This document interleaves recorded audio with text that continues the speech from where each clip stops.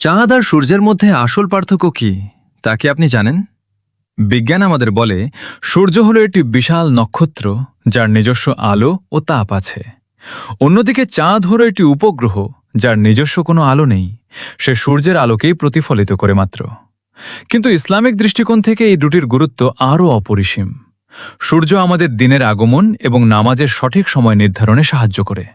আর চাঁদ, চাঁদের মাধ্যমে আমরা ইসলামিক মাস, বছর ও ঈদের দিন গণনা করি।